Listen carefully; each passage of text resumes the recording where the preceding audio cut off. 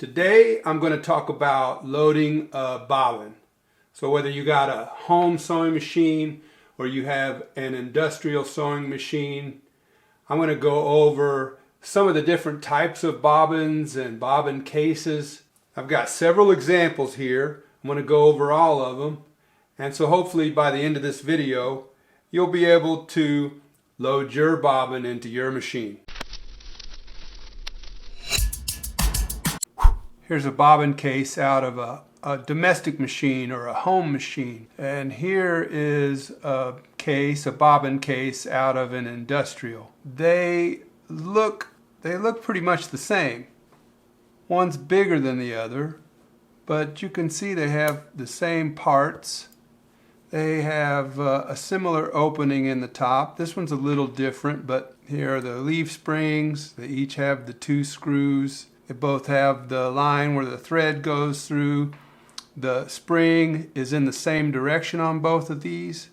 Now, your bobbin case might load differently than these, but these are the most common type that I've encountered. Basically, how you load the two is exactly the same. So whenever you go to get your bobbin out, if it comes out looking like this in 2 parts, this is the case and this is the bobbin. Now if you have a top loading machine, the case stays in the machine and only the bobbin comes out. I'll cover that later. So when you look at the case, this is the bobbin and this is the bobbin case. There's a line here. That's the line that we're going to pull the thread through. Then there is a spring here and we're going to sneak it up under the spring into this hole. So looking at the case like this, we're going to hold the bobbin to where the thread is coming across the top like this. So you could hold it like that. That's not the way we want it. So there's 2 ways to hold it. So this is the way we want it. So you drop it in there, then you bring that thread through this line and then under that spring. So this one's out of my old Singer 319 that I showed at the beginning of the video. Put the bobbin in, you'll bring the thread through the line, under the spring. So it's just the same in the home machine as it is in the industrial. But one thing that might trip you up a little bit is which way does the bobbin spin when you deploy thread out of it. Now if yours looks just like this, it's going to spin in this direction, which is clockwise, but not all will need to spin clockwise. So how do you know? If you don't have a manual, I'll show you how you can tell. When trying to figure out which way the thread goes as you insert it into the case, it becomes a little confusing, and there's a few different ways that convey the direction that the bobbin should go in your case. And one of them is you make your bobbin into a figure 6. Of course, it could also be a 9, regardless. That's one way to get the thread right. Also, I've described it as coming across the top from left to right. And so if you do your 6 or you do across the top left or right, that's going to work in most cases, but not every case. So this is out of a Bernina 217. They do it a little differently. As we look at the back of these two and compare them, the top is up here. On this one, the spring is on the right, coming around this way, and on this one, the spring is on the left, coming around this way. So that's going to change the direction that we load this bobbin in. When your thread comes off the top of the bobbin, have it go towards the spring.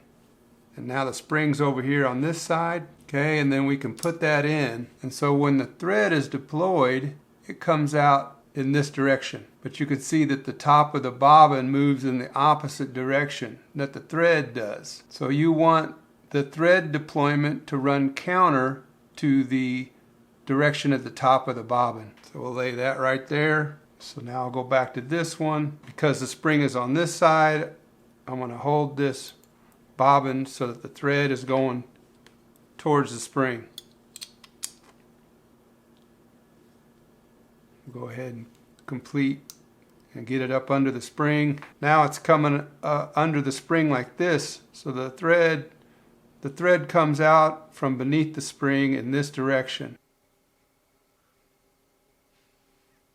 you can see that as the thread moves to the left, the top of the bobbin is moving to the right, or counter to the thread deployment. So it just depends on your bobbin case and where the spring is as to which direction to properly load the bobbin. So that's how you know which way your bobbin goes inside the case, regardless of which machine you have. Now I've got the machine tilted back so that we can get a better look. Now if you want to tip it back to change out the bobbin and bobbin case, you sure can. And maybe the first couple of times you want to do that so that you can look right at it. So just leave a tail on there, 6 or 8 inches. That way when you put it in the machine, you can pull that up with the needle. There's a pin in the center of the hook that goes through this hole, this part of the case where you can see the thread. So you can't see thread anywhere else but right at the top. That goes to the top of the machine. So put the pin in the hole and keep this to the top of the machine. It kind of clocks in. You can rock it back and forth and feel exactly where it needs to be. And then you'll need to push it until this outside finger clicks in. If you just push on it, you can hear it click. Once you get to using it and you do it just a couple times, you get to where it's pretty easy. You can move back this access panel and you can look down through there, and then you can see what you're doing. Pull that out. So there's your bobbin.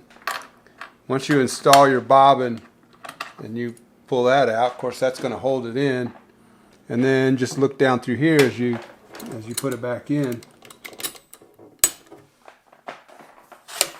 And the home machine is just the same. You just put it in place, the proper orientation, and click it in. But what if when you pull your bobbin out of the machine, you don't have a case in your hand? Okay, let's look at that. So if you have a top loading bobbin, you're going to access your bobbin from the top of the machine. And when you take the bobbin out, the case does not come along with it. The case stays in the machine.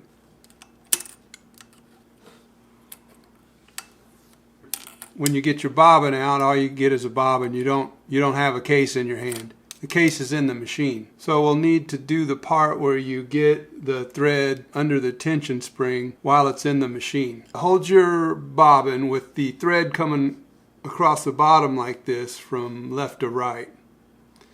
And drop it in. Now here's that line that we always drag the thread through in the case.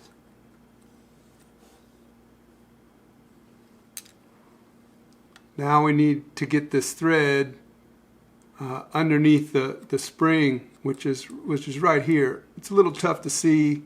The spring is black, but right here is the tension adjustment screw for this case spring. So the best way to get it underneath this spring from here is to use our top thread. So the way I'll do that is I'll just advance the machine and pull that thread up. And you'll notice now that this is grabbing the bobbin thread. It's going to pull it down, which is just what we want. So we'll go ahead and continue the process.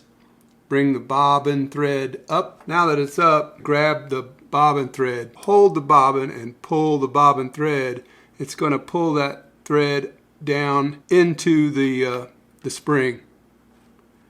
Now the thread's under the spring and it's ready to sew. Maybe your bobbin looks something like this. So this is the case, and this right here is the spring, and that hole is where the thread's going to come out. So in the case of this machine, the 6 and the 9 method is going to work in this machine. That's because the thread's going to deploy off in this direction. So if I keep my finger in that direction, then the thread needs to be going in this direction off the spool, which if I hold that like that, it would be going across the bottom, right to left, or the number 9. Drop that in there, down through the line and up under the spring and out of that hole. So let's look at the threads coming out to the right, and the bobbin is spinning on that side to the left. Okay. Then just pull the thread up. Well, you made it to the end. Hopefully you found something you can use there. If you like this video, give it a thumbs up. It helps a lot in the search algorithm. Be sure and check out my channel. I've got all sorts of different types of videos. Thanks a lot for watching my video. And please consider becoming a subscriber to this channel.